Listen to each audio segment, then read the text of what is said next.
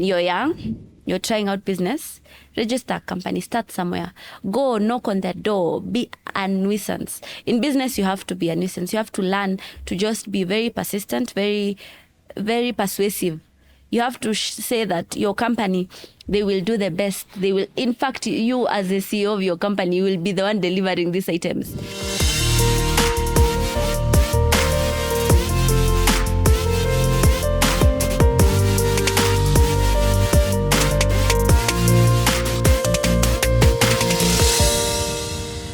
Welcome to the Bold Path podcast. I'm your host, Lucy Wanjiko Jenga.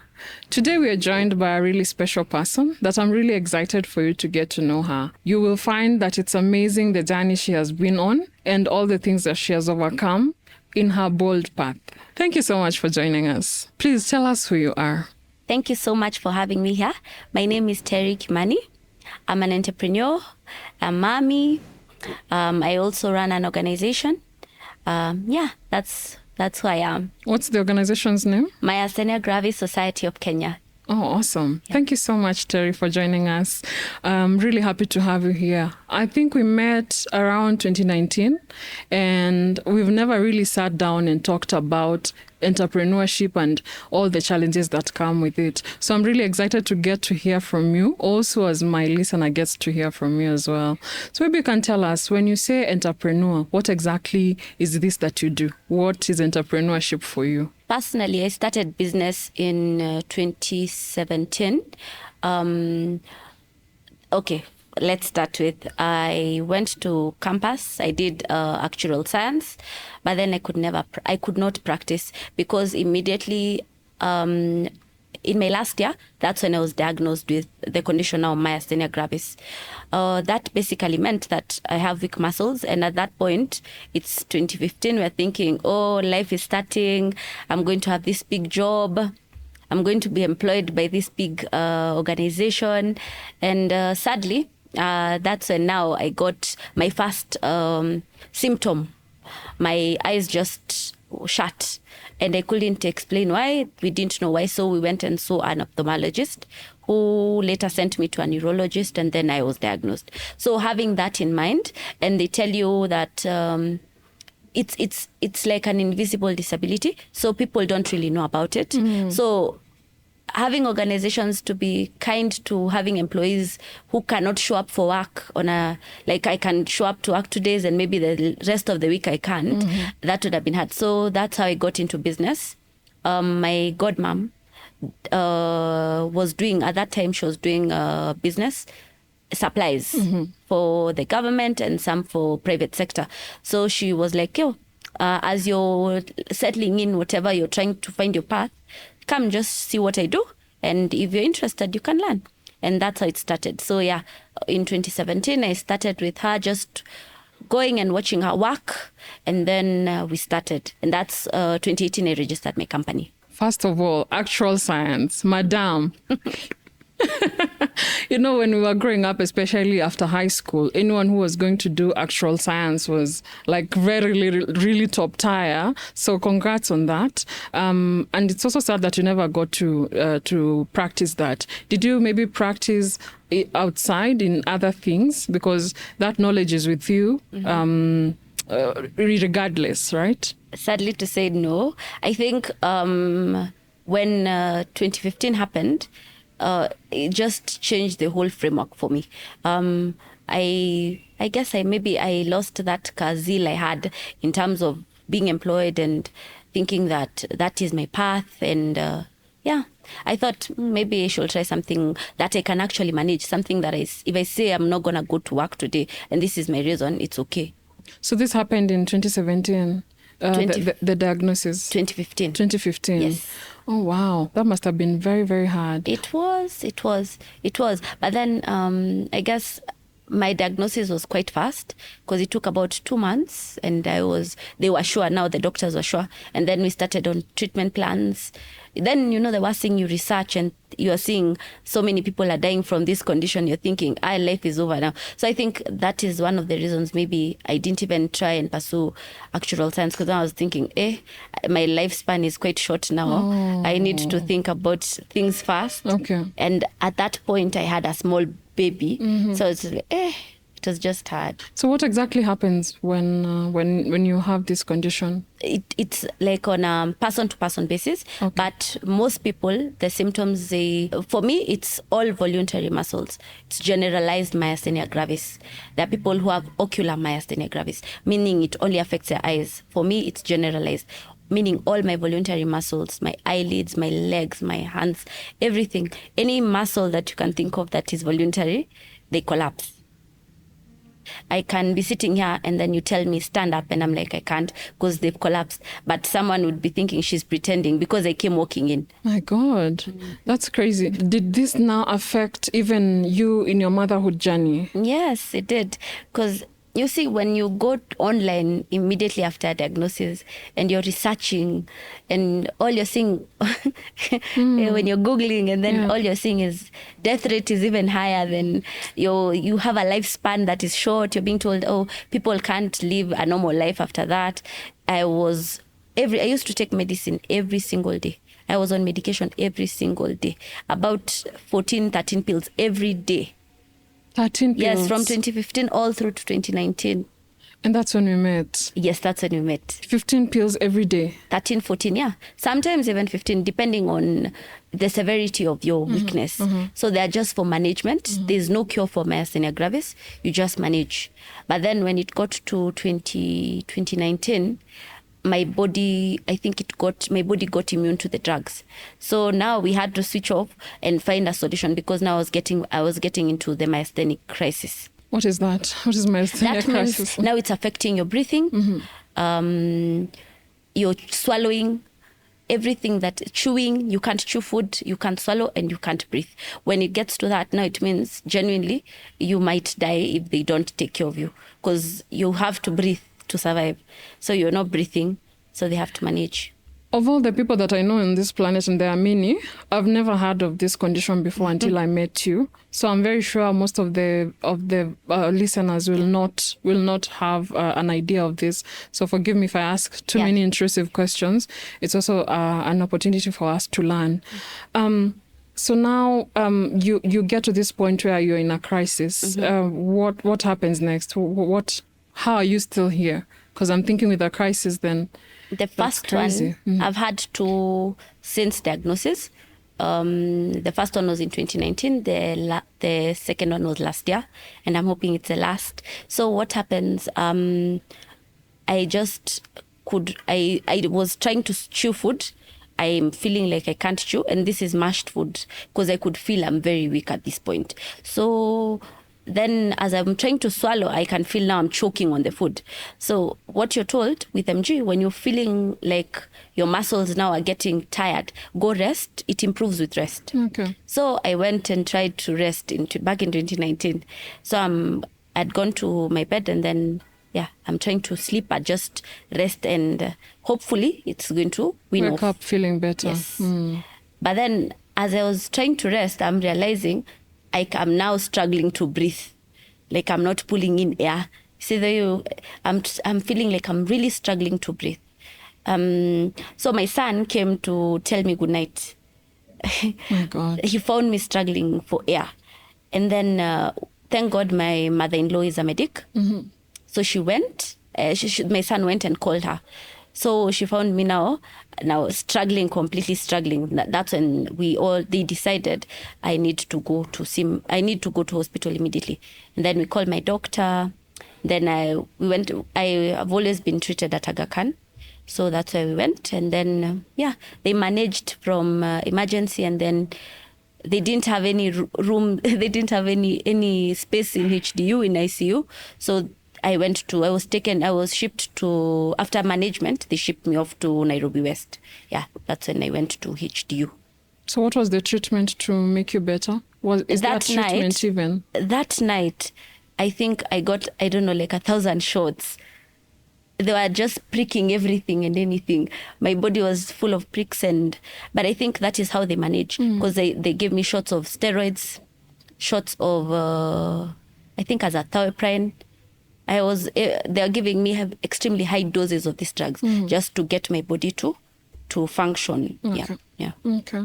When you told me about MG and you having gone through MG, I think it sounds so out of the ordinary. You have nothing to relate it to. Yeah. So every time everyone even asks me if I have someone who wants to talk about a health condition, I think of you because people don't know. So I was really excited when you started this organization, and I hope that it's going well and more people are getting to know what MG is and how to manage it if it happens. Yeah. Because then conditions that do not have a cure and people are not aware of them, you become really isolated and you think you are the only one. So yeah, more power to you and that journey. Yeah. So probably just to go back to entrepreneurship, would you say that you were ever entrepreneurial when growing up, or this came because of your godmom? I would say that is all due to MG.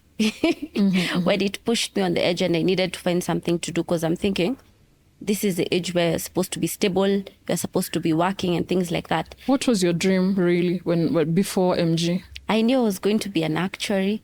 I knew I was going to work in a very big organization. Yeah, I was ready for that. But then I think it changed fast when I got diagnosed. That changed fast. And then I just reshaped everything. And as soon as I settled in business, there was a time I was importing lotions, Bath and Body Works, Victoria's Secrets, and then selling all through this period of trying to find myself, as I was also doing my business. Yeah.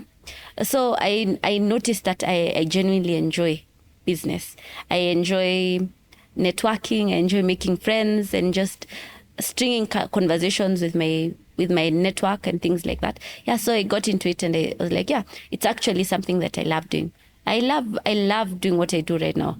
It's a fun job because, I mean, you get to work, I would say in a month, you can say like properly work like 10 days in the whole month. And yeah, the returns are good when they're good, but when they're bad, they're really bad. But yeah, cuts both areas. I think it's very interesting to hear about starting small. For me, those are the stories that I love. This time when you were importing, sometimes you say importing as if it's something everyone knows and people are not aware of what it means to import. Mm-hmm. It's a very big word, and if a person doesn't know, they really don't know. If they were to come on this show and probably they can't afford being an entrepreneur, but they are able to probably import. Mm-hmm. Maybe you can walk us through that journey of how that started. What did you start with? How did you even get to know all this information before that bag of entrepreneurship now caught on? I was genuinely trying to figure things out, and I was like, my friends, the people around me, friends of friends, and the people who I love women who love themselves. Like they smell good, they like to look nice and things like that. So that's how I tapped into it. So initially my cousin, she's very big on scents. So I used to just smell her lotion. I'm like, you actually smell so nice. Then she tells me it's Victoria's Secrets, it's Bath and Body Works. So I was like, yeah, by the way, I genuinely feel like the kind of network I have, there are people who they actually love to do these things for themselves. So I was like, I just started and I contacted a shipping company here in Nairobi. It's called Gem Express. They're still there from back then. And then I started I think with a capital of about 10K. Yes, okay. That time. And I was buying these bottles for Which year was that? 2017. 2017, okay. Yes. And I was buying a bottle at about $6, $5 when they're on offer. So what did you decide to buy? Bath and Body Works, okay. Victoria's Secret, I mixed. Okay. And then, because I had already known the scents I wanted, so I just brought them the first shipment. I was buying a bottle, I think at about $5, $4 on offer. I used platform? To wait. The actual site, Bath and Body Works. So you engage this shipping company, and then they buy for you. Okay. They buy for you, and then you send them. You just send them money to buy, and then when they come, you pay per kilo. Okay. They charge $15 per kilo. So I brought the first shipment. I used 10K. And then I was selling one bottle, I think at about 3K. Wow. The money was nice. But you see, with these kinds of whatever, with the kinds of lotions. Yes. So you see, my sister goes to work. Yes. And she's like, her friend smelled her. Yeah, my sister is selling. So like I got clients. Oh, through her network. Yes, You leveraged on her network. My friends, yes, they are friends, and that's what happened. So I got to have like a small community, and then they would ask me, when are you bringing the next shipment? And then my cousin now, the one who used to smell nice, so she said, hey, by the way, she was getting some clothes from the US. Okay. So she brings them, we sell. I was like, cool. Brought Victoria's Secret, brought even pots, cooking pots. Hey, that time we balled out. We balled out. So you were using her capital and selling purely, together. She knew my strength was selling. Okay. And she was like, because I'd already planned to bring these things in, let me bring them in, then we sell them. Profit we divide into two. Okay. So capital we get it back to her, but the profit we share. Okay. And That's it worked. Really nice.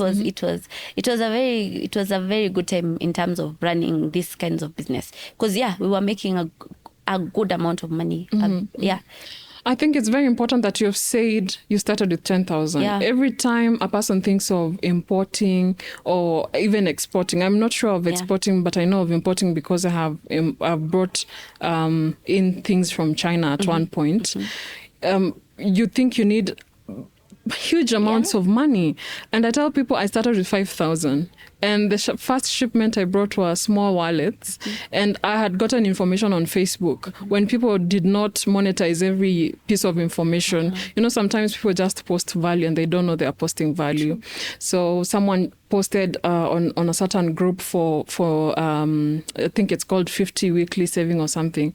And they posted that this is how they bring in things and this is how they make money. And people wanted more. And there were so many comments. And I got to learn from that. I didn't even ask any question, but I got to learn how to source on the Alibaba. Also, I think on AliExpress, how to bring it, how to find a shipping agent. And I was like, oh my God, all this information has been under us. And then I went and things are 1 shilling, 2 shillings. And I'm thinking, my God, I can't wait to bring this home. Whatever it is, I'll bring. So that costed around 5,000 for the first shipment, which I sold and I think I got around 50,000. So it's like 10 times your initial amount of money. So if you're there thinking of importing, probably they should reach out to you. Yes, please. And you can help with that. I will, and it's another business strategy. Yeah. So you started with this and this business really picked up. What were the lessons from it? And did you stop or you're still doing it? I loved it so much. I enjoyed it so much. But then I think when this other business picked up, so aside for supplies, I had to pick a side because this one was it was bigger in terms of demanding of cash flow and things like that. So I'm actually thinking of doing it again because I really enjoyed it. But when this other side picked up, it was hard to manage both.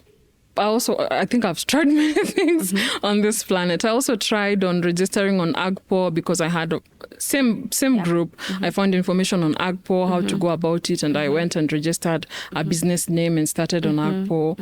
What was the process for you? Now that you had support, for me, I was just filling in the gaps as I went. Yeah. But if someone now was to do AgPo, because it's still big, I'm assuming that's what you do. I don't know if that's the only thing you do. But maybe you can walk us through that.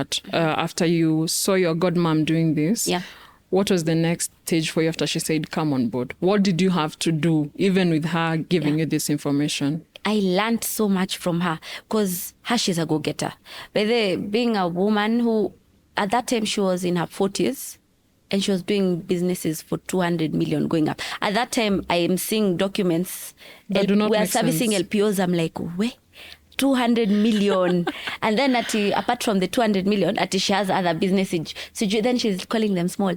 She has a small road she's doing for 20 million. I was like, hey, there's people actually making money. I think she taught me how to do the documents. Because let me tell you, that is where they lie. If you do not know how to do your documents, you'll never go anywhere with tenders. You have to know how to do your documents. And she's very thorough. So that's what I picked from that. Walk us through these documents, please. Yes. If you may. So you have companies bid, like they open pre-qualifications for companies to come and supply for them. Even these big companies, Safaricom, CBK, all our ministries, some are county government, they all do pre-qualifications. So what happens, they say that we'll have like 2-3 weeks. These 2-3 weeks, we are going to do pre-qualification. You come, register your company with us. So you're going to either download the documents or go get them and buy them from the office. Then you fill them in with all your company details. There's a way you're supposed to fill these documents. So you already need to have already done the registration of the... For your company, yes. Of the company. You need to have like like a company that is ready and set. Oh, you wanted me to walk you through registering a company? That also would be very helpful. Okay, let me finish this and I start with that. Okay. So yeah, then you now pre-qualify with the kind of standards the company requires. There's a lot to read and a lot of keynotes that they have in a way that if you don't go through them, you won't go through. Because there are like clauses and things that you have to check, and if you miss this, then nivo, so you have to be very thorough with the documentation. Yeah, and after you pre-qualify, now you wait. My first business was Kenha, and I remember, I can never forget, I got my first call for supply. So I went and did pre-qualification, and then I got a call that I'm supposed to supply CG paper and a toner, one toner, some paper, some box files and things like that. Yeah, this was going for around, my order was going for about 48,000. I was excited. Hey, I did my first, and I remember she used to tell me, be humble. The first business you get, be happy and proud. That is your first business. That is what is setting you off. So yeah, I did that, and it was the start of everything. Wow. Yeah. 48,500. 48,000, around 48,000, 49,000. Yeah, I remember. But I was so excited about that money. Hey, it was. Did you have this money, or you had to ask for friends, or how did that? My dad is the one who gave me my first loan for my business. Yes. So it really helped that you asked for help. Yes. Actually, having a support system that you can go to is quite important, because I think my whole journey has been my support system, especially when I'm down, when I'm going through these episodes of MG. Yes, you have to have a very strong support system, because sometimes you just don't feel like waking up. You just feel like sleeping and not waking up. And then they'll bug me. I remember there's a time I was going through like a hard phase, and then my sister just makes jokes like all through with my friends. Sasa juu ufungui macho, sasa utaamka. So you won't go around because that you can't talk. Si tutakushikilia, let's go. And they used to bully me out of it. So then I just find myself laughing, and I'm like, by the way, let's just do life. We do life. So on that note, where we go back to registering a company. So you have to start with a business name search. And I think right now you do it at, is it eCitizen? eCitizen, yes. But personally for me, I had someone do it for me, the search bit. And then now you register. Once you register, you now move to the second phase, which is registering with KRA. You get your PIN certificate and then your tax compliance. Now, having the condition, Myasthenia Gravis, we are now categorized as people living with disability. Okay. So now we get AGPO. So there's AGPO, that was started by Uhuru's government. Now for marginalized community, that is youth, women, and persons with disability. So personally for me, I've always had the person with disability certificate for my company. Okay. So I think that it helps, because most of these companies, when they're saying that these jobs are for marginalized, and I come and present my company, it's easy to get work like that. So it's good for you to know where you stand in all these things. Yeah. Yes. If you're a youth, at you. It's okay if you're a wood. Women and youth. I think I registered mine under youth, and I thought I was too young, because I think I was in my 25. I was 25, so I thought I'm not a woman yet. Yeah, I'm a youth. I'm a youth. So I registered as a youth, and that's how I started. But I never did anything with it, because no one walked me through this. So it's very important what you're saying. I think it will be very valuable for someone who wants to get into this, and also for them to know that you don't need millions of money. You don't need to start at 20 million.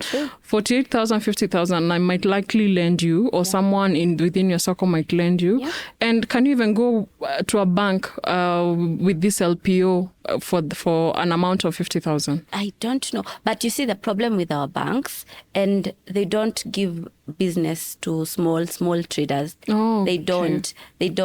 You go looking for a loan. Even a business, you can even have an LPO worth 2 million.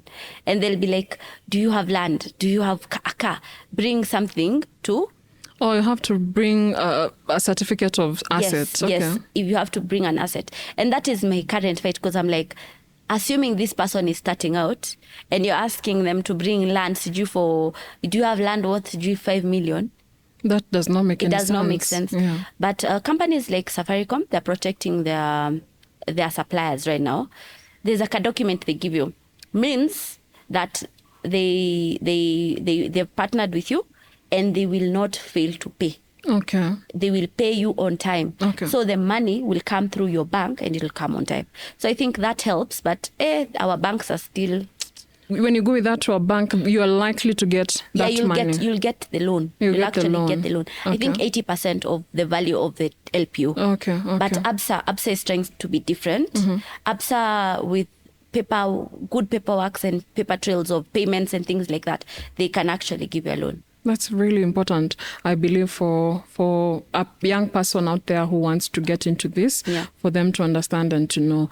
So how has this journey been from that 49,000 LPO that was really exciting, that you also did not look down on, and that really like steered you now into this entrepreneurship journey as a supplier? I hear you calling yourself supplier, not entrepreneur. Is there like a bad connotation to entrepreneur? No, actually, don't mind entrepreneur. Okay. But it's because sometimes you don't do a tender, you do quotations. Mm-hmm. You see, there are companies that are still old school. What's different? There are companies that are still old school. Mm-hmm. You don't have to go through the documentation phase. You just go, present your case, and pre-qualify. And then you wait to be given quotation. You asked for quotations and you give and they go through and So that's quotation? Yes. And then the tender? It's actually a tender. So when you're hearing that someone won a bid for 500 million, that's a tender. That's a tender. Yes, you have to present yourself very well. Yes. Okay.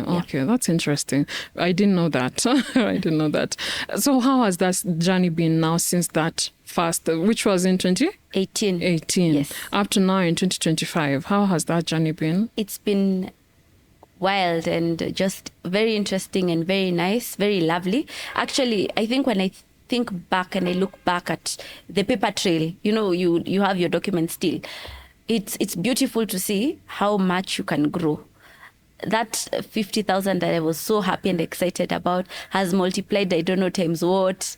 And you're thinking, actually, business is actually good. But there are also some flops to it. Let's not just talk about glamorize it. Yeah. But truth is, from that 50 went to, I think my next business was about 490. After 490, went to the millions. And now I can say that the business has been, it went well. Now, the downside with working with the government is payments. Mm-hmm. Sometimes it's really good, but this period, it has been really tough. Mm-hmm. Payments have not been issued. You are struggling for payments. But now it comes hard, especially when you have loans. When you've taken money from people and you've taken money from banks, you find yourself losing everything that you've worked for because of these debts that you have.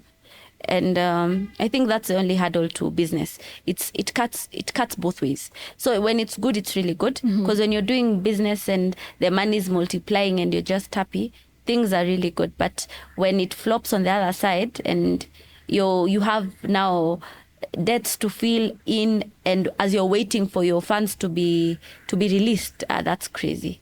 For how long has the government not paid people their money? 2, 3 years, 4 years, some even 5. My God. Some even 5. Back as back as 2020. I know some business I did that I know people were not paid from 2020. I was lucky that mine haven't been from that time, but there are people who are still That's a really big challenge, because now what do you do? What are you expected to do in that scenario? What have you done for you? What has worked?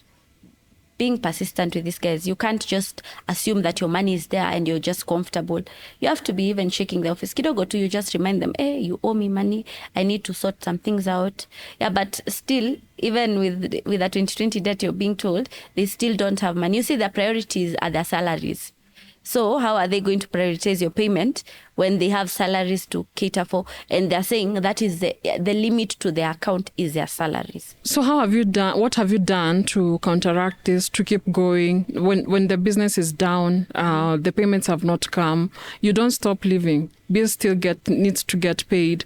Children still need to go to school. Sure. So what works in that regard? If I was a young person wanting to get into this, because I remember even when I told people I'm thinking of now becoming an entrepreneur, I'm getting into tenders now. The first thing I was told was not, go ahead, you'll really succeed. It was, these things don't get paid. Yeah. You need a lot of money. So trying to remove that, rewriting that, because it does work. You've said it works. It does. You can do those small jobs, and it caters, other than just staying home and saying, hakuna kazi Kenya, there's no money in Kenya, there's no work in Kenya. You can be doing this, and probably you can be getting those small ones. What do we do then now? In a scenario where you're not getting paid, or do we just not work with the government? Is the government the only problem, and other people actually pay their suppliers? Most private sector, they actually pay their suppliers. I would say some ministries are really good to work with. Honestly, I don't want to mention names, but there are ministries that are really good in terms of payments. And I would say that's why up until now, even if someone asks me, maybe you can mention the good ones, leave alone the ones who don't pay. Foreign Affairs, they've been very good clients. Treasury, good. What is this one called? Office of the President, they pay. I've never worked with them, but I hear they pay. Some people that I know have worked with them. So there are places that are good. But also these places that are good, kuna sa finance haiko, like they don't have money. Yeah. And they, just as much as they are good, they will not have money at some point. So I say when you're getting into this kinds of business, you have to ask yourself, do you have money that you can genuinely not need in a worst case scenario, 2 years, you might not need to touch this money. The profits come and they're good. But worst case scenario, are you ready to take out this money, use it, and not need it for this period of time? Also, I think that with the kind of business I do, I would say that I thank my support system, because I don't know how day-to-day zingekuwa like they would have been manageable. I have a good support system. I thank them. I met someone in a marketplace that you were doing, and she was selling soaps, liquid soap, bar soaps, I think that she made or she imported, I don't remember very well. But she did tell me about being an entrepreneur, and now she had given up on that completely because she had been among those people who were not paid for some time. And for her support system were friends, not necessarily family. Though people might want to support you, they don't have. And if you don't have, you can't support. So she kept asking, and people were giving, and she would pay back on time because business was doing good. And then at some point, business was not doing good. So people are asking for their money back. Banks are coming. They took everything from the house. They also want to even take things, the husband things. So it not just her, including even the husband. They're calling people. They are threatening. So it was really a really bad experience for her, to a point where she got clinically depressed and had to go into an institution. It was that bad for her. So she swore to me that she would never get into that business. And I think if you only listen to her and not listen to you or listen to others who work, you might not get into this. So it's really important that you've mentioned, do you have money are you using money that you do not need in the worst case scenario for the next 2 years? Because you might not get paid for like 2 years. But this is rare. It's not an everyday norm. The everyday norm is supply and be paid back. So you really have to just figure out what that is, and also speak to your support system. How did you prepare your support system to know that 2 years. Because I think even me as your support system, I don't know if I can do that. I'm sorry. I don't think that you're ready for it, even you yourself. Yeah. It just happens. It finds you wherever you are. Yeah. So you have to have a real conversation with someone, and you're like, by the way, I've been trying to get this money. These guys are not releasing funds. So what can I do? Genuinely, I am on the wall, on the edge. I'm fixated, completely fixated. And yeah, you're around me, so you genuinely know. It's not like the next thing you're gonna see me driving Lexus, and then you're thinking, hey, yes, I am. And not paid me. Yeah. Like I think I would say again, I go back to say grace of God, because I know sometimes I have seen people going to these offices when I'm also there. And they're crying. Their land, their homes have been taken by the bank. Their deeds, they've been taken. Their cars have been taken. Like, there was a lady who was crying on the floor. I was like, guy. What does that do to you? It's scary. You're thinking, so these guys for real, they're not paying. So do you continue doing business with them, or you cross them out? I think I'm just a daredevil. I don't know.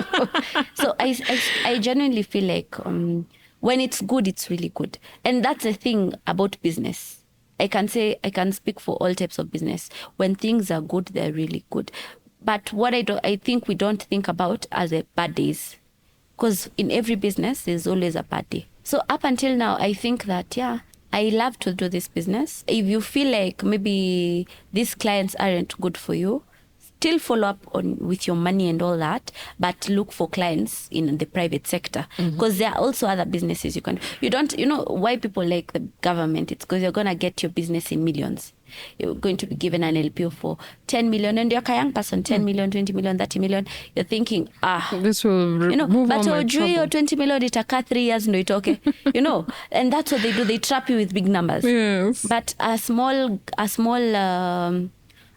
organization might give you a business of 500,000 because you're thinking, but I'm used to 20 million. There are people who say, I can't do business for at 100,000. I can't do business for 200,000. I can't do business for 500,000. That's small money. Siwezi jisumbua na kazi kama hiyo. Because I used to know those big things. To them, 50 million, 100 million, But then now this is a shocker. You're 100 million. No sisome ichukua na deni. When it decides to not pay back as fast as you expected, that is going to lead you into depression, into a lot of debts. Yeah. And people are asking back their money. The bank is asking for they're its demanding. money. It's not even asking anymore. They're demanding. They're demanding for their money. Unanikwa kila mahali. You take loans and you don't pay back. It's bad. You can get depressed ukweli with the kind of business. But I think everything, it's a risk. So personally for me, I love the business. I love the way, the model, the whole thing as it is. So I think, even with debts, even with the current pending bills, I still feel like I would still go back and supply to these clients again. Because I know when it comes, it's going to come in a handsome way. Yes. So you have built the muscle and the resistance over time. Yes. One thing I'm finding is becoming challenging to more young people who are coming up in business is that act of resilience. We are seeing a crop of young people who term resilience as toxic positivity, or think resilience as something that is bad for their mental health. But by the end of the day, this is a principle that has been seen over time. You sitting here and saying that I'm not at my ends with even with all this, and I'll still continue with them, is resilience. What do you think? What do you think has led you probably to building your resilience, and how can other people also adapt that resilience to keep going? You have to find something that you love. Genuinely, having found this as a business, I genuinely enjoy it. I cannot, like when I'm working, I love it. It's a very person to person view, but for me personally, I love what I do, and I feel like, you see those things that it's like when I think what I like about it most is the kind of pressure you have on that day. You're supposed to meet your your targets and things, sales and things like that. So you have like a week of busy, and then after that it's like a rest. Like you take a rest for like another 2 weeks, and then until the last week again, peak again. So I love the fact that it gives me time to also cater to my body. Again, with MG, you don't want to tire your body. And it works for me perfectly. Because if I woke up today and said, I can't do this supply because I'm unwell, kindly allow me to do it in 2-3 days. They Flexibility, allow you. this flexibility. But then with an 8 to 5, personally, I don't think I'm cut out for 8 to 5. Because they'd be thinking, this chick that want to come every day. True. Yeah. You're not serious with work. Yes. So if I want to get into this business, knowing absolutely nothing, where would you tell me to start? As a young person, where do I start? How likely am I to succeed? And where do I start for me to likely to succeed? As a young person, you have an advantage of you're in the AGPO category, yeah? So you're either youth, a woman. AGPO actually in full means, people might not even know what AGPO means. Oh, it means access to government procurement opportunities. So what this means, it has categorized, you've said as a young person. Yes. So you're a youth or a woman or a person with disability. You have already an advantage towards that. Right now, all companies, even Safaricom, they have a section of work dedicated to AGPO. Safaricom, I think they have given a target of 30% of all their work is done by AGPO. All the supply, everything. Supplies. And that means even fiber, all these things that you, yes, the big jobs that, in fact, at Safaricom, the small jobs are the ones for 500 million. Wow. Small jobs. Okay. Because they go up to 2 billion. Those are now are the big jobs. 3 billion, 2 billion, you know. But that section for AGPO, that means you can do business with, you don't even necessarily have to say, oh, I'm a entrepreneur. Because there's specialization in terms of, they ask you, what are you going to specialize in? Their business department, that means supplies. Then either fiber optics, there's a communication. They have sections. So which part do you fall in? So you register your company, pre-qualify there. And there are many, CPF, Safaricom, but I feel like Safaricom right now is nurturing AGPO so much in terms they're prioritizing AGPO. Yes. Let me tell you, it's so crazy. The numbers they're giving, it's crazy. Because 30% of their businesses, that is directly AGPO. They had a target for last year. Was it last year? I think they had business worth 60 billion for AGPO. Wow. They're trying to get that amount to, I think they were saying to 100 B. So, wow. I mean, you're young, you're trying out business, register a company, start somewhere, go knock on their door, be a nuisance. In business, you have to be a nuisance. You have to learn to just be very persistent, very, very persuasive. You have to say that your company, they will do the best. They will, in fact, you as the CEO of your company will be the one delivering these items. Make sure like you're a statement. And I think with that, genuinely, you get to find very good network and just find business. Yeah, but ukweli, right now, if you decide to go in business, try the private sector first. Kenha to learn. Kenha, very good. And it's a parastatal. I hear Kenya Railways is very good.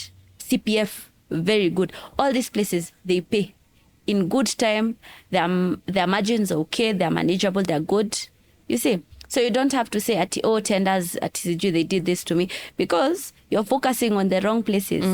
If you focus on county only, how will you know these other people pay? Because ukweli, counties, I've had even me of cases whereby people do not get paid. Just learning the business, yes, so that you're not putting yourself in a hot place, yes, a hot mess. Yes. If you can avoid it, avoid it. And I think you've really highlighted the key people you can go to and what you need to do. Yes. For a business, to register a business, I'm probably asking too much of this, and you're not that familiar. But if you are familiar, how much do I need for me to register a business today? What time will it take? For AGPO, how do I need to go about registering for AGPO? How long does that take? If I was to start today with all the registrations, I have nothing. I want to start today and register everything. When would I be able to do my first pre-qualification for? It depends. There are categories to business. To companies that you can register. There's a partnership, there's a limited company, and there's a sole proprietor. For a partnership and a sole proprietor, they're the most affordable, especially when you're starting. So I would say with 5,000, you can have all your documents ready by the month, end of the month. I can say it takes about a month to get all your necessary papers, because sometimes even 2-3 weeks, but then it's good to just stretch it out to a month. Have 5,000, registration, you do just registering the business name. I think it's about 950. It was 950 that back then, but I think around, maybe right now it's about 1,200. Yeah, and doing the searches you pay, still okay. So that's 5,000 is allowance, and I even think it's much more than you actually need. So you register your company, get your KRA PIN certificate for your business, your tax compliance for your business. And tax compliance you also get from KRA. Okay. Yeah, as long as you've registered your PIN and your taxes are good, like you've been filing, even your personal, because now this is your company. Yeah, then it's very easy to get it's an instant thing to get your tax compliance. After that, take these documents and now register for AGPO. Yeah, they will ask for your ID.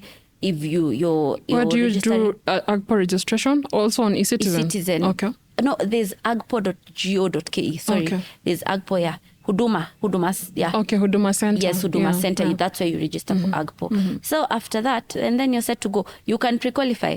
Now, there are companies that they do pre-qualification after every 2 years, but they announce around June is when almost every other company is doing pre-qualification. Okay. So that's when things are hot. And so now, people have at least a few months left before June to prepare. To register. If you're interested in business, especially this kind of business. Yeah, business is good. Genuinely, it's good. Because assuming you just get one tender from Safaricom, one partnership like this, assuming even if it's a small business they're talking about of 500 million, you've gotten a contract for maybe 1 year or 2 years. What does that do to your business? You're set for life. Yeah, you're skyrocketing. Yeah. And there are so many niches to what you can do for them. You can decide this period, I've decided I wanted to get into fiber optics. I've done fiber optics. It was interesting. I did well, but I want to learn something different. Or they're doing a lot of advertisement. Yeah, you tell them, I'm interested to switch kidogo. Let me do this other business. Yeah, and they accommodate that. I think even including blinds, window blinds. Yes. Let me so think of everything, including a pen. Yes. Every form of supply. Even, let me tell you, this is what people don't understand. It is why supplies is there as a business. It's for convenience. Convenience for these companies that they don't want to go and outsource. They want their papers in their office. They want their pens. So you come in as a middleman. You know the source. You get in between. You know what they need. You have their list. Go bring to them at a profit. So what are you losing? You're losing nothing completely. Thank you so much for this information. I believe it will be very useful to our listener. And you have been given, all the tips that you need. This is like a masterclass. It's an episode that is also a masterclass. So thank you so much for walking us through the nitty-gritties. And I think you've mentioned this, but maybe you have something else to add on now being able to manage all these things. You're a mother. You have an organization that you're running. Yeah. I believe you're the founder and ED. Co-founder. Yeah, co-founder. And then you have now this business going on. Yeah. And now you want to add another one. And you've also made time for me here on the Bold Path. So how do you go through all this? I was seeing a video yesterday. It's supposed to be comic, but it makes so much sense. A lady was in a meeting and she's getting endless text from the nanny. Oh, there's no rice and I don't know what. And then the husband says, oh, do we cook fufu? And with fufu, will there be food after food? So you know what that means. And you're in this meeting and then your mother is there texting, asking, oh, my daughter, when are you coming? I've not seen you. And then the church is asking. So we play so many roles as women. And all this does bubble at some point. Yeah. How do you manage all these things? And how many other things are you running, by the way? I'd say like I've learned to listen to my body. Sometimes I have my downtime. Like I genuinely decide that this is my downtime. I am not networking. I am not talking. I just want my alone time. Yeah, and I do it sometimes. After like a week, I'll have one day that I just want to be alone. My husband takes the kids and I am alone.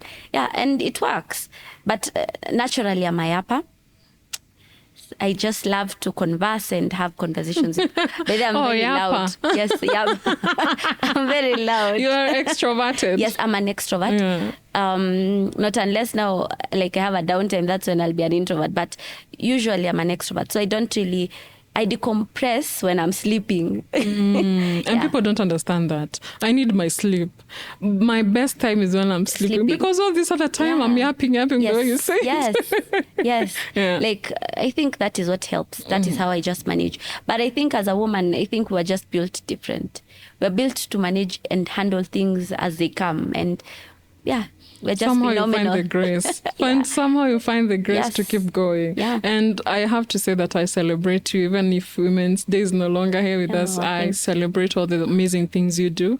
You have helped me maneuver this. Sometimes I think to myself, what would Terry do? Like that is one of the things, believe me, in my head, if this situation was to come. And even if I don't reach as much as I do, you continuously keep inspiring me. And I hope that someone who is listening will also get inspired to, first of all, know that if they have MG, that's not the end of life. And it's not the end of the world. Yeah. You can still wake up, rise, and do things. Do amazing things. Yeah. Find what is it that can help you balance out your life. Yeah. So you found your niche is in being an entrepreneur and in business. And this kind of business. Yes. You don't really even have to be an entrepreneur for that matter. True. You can do other businesses that give you that freedom, flexibility of listening to your body and giving it what it needs. And if there's a health issue, then you're able to, cater to that health issue and give your body time to rest. Yes, so I know someone will really get inspired. And also you've walked us through the journey of registering the business, who to reach out to, who is friendly. Today, if you are asked who is a friendly company to work with, you have walked us through that. So I really do appreciate. Anything else you have for a young person probably looking straight into the camera? Thank you. First of all, thank you so much for having me. I would feel like whenever you feel there's a kazili new, go for it. Go for it. Do not be fazed by anything in life. Go for it because it's worth it. It is worth it. Yeah. Business is good. Business is good. When it's good, it's great. Business is good. Yeah. That is what I'm taking out of this conversation. Yeah. Business is good. Don't be afraid. Don't make excuses. Don't limit yourself on the things that you can do based on where you're coming from, based on the condition you might be going through. That's not the end of the world. If you push yourself, then you find people coming in to help you, and that becomes your saving point. So go out and do that thing that you want to do. Figure out what it is, even if you don't know, and look at people around you, which is what I think you did. You looked at who is doing what around me and how can I tap into that. Find opportunities, find solutions to problems that people have, and you'll be good to go. Thank you so much again, Terry. I really appreciate that you took time to be here with us and you shared all this wealth of information that you have. And I hope at some point we can have you again, probably to go through the Safaricom ways of doing business, because I feel like you have tapped into something that so many people are not sharing, and this is information that is needed. So if I have a question on MG or on being an entrepreneur, getting into supply, where can I find you? We have an Instagram page. It's called Myasthenia Gravis Society of Kenya. Also, you can find me on Instagram at Terry Kimani. If you have any questions in terms of business, hit me up. Awesome. I'll be glad to fill you in. Yes. Awesome. Thank you for that. So you have heard her. Reach out, Terry Kimani on Instagram. And I can't say Myasthenia Gravis. I already said it. It's Myasthenia Gravis. Gravis. Okay. So I've said it. Myasthenia Gravis. Society of Kenya. Society of Kenya. Reach out if you think you know someone is going through this issue.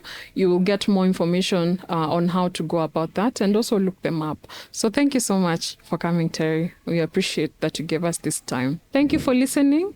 Do remember to like, subscribe, and comment. Share this with someone you think can benefit from this. Keep it tuned. Till next time, goodbye. The bold path awaits.